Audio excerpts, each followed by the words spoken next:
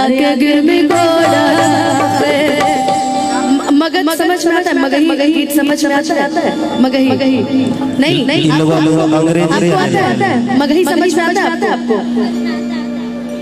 समझ में आता है पर बोल नहीं पाती है। समझ में आता है बस बात करना। आपको आता है मगही आता है? समझ में आ जाता है? आपको आता है समझ में? हम क्या बोल रहे हैं बताइए? हम क्या गाए हैं अभी को? ना ये मगही गाना है।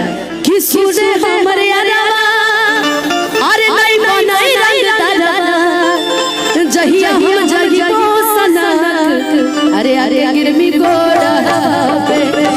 और अपना एकदम आज दिखा देना है कि आप बहुत अच्छा परफॉर्मेंस करती है, बहुत अच्छी परफॉर्मर है। इसलिए चारों तरफ घूम के कि तोरा चलते हो जाए तो मडर जहानाबाद मोड़ा पे। तोरा खातिर हो जाए तो मडर जहानाबाद मोड़ा।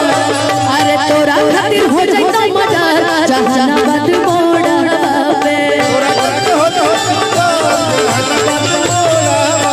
सुने हमरे अरवा नहीं बनाई रंग तारा जहिया हम जानी को सना आके गिर में गोड़ा पे।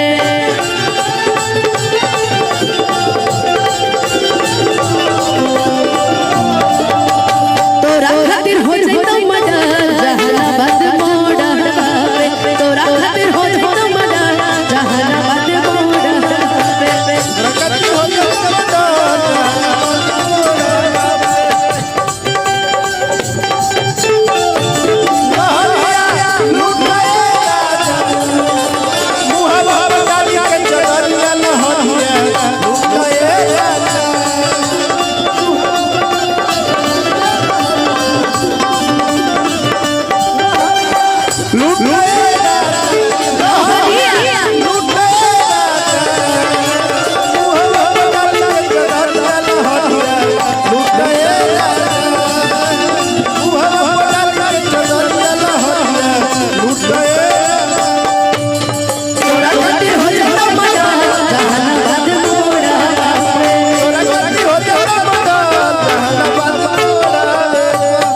भैया कि हमरा छोड़ी तो सदा के भी जब दिल रे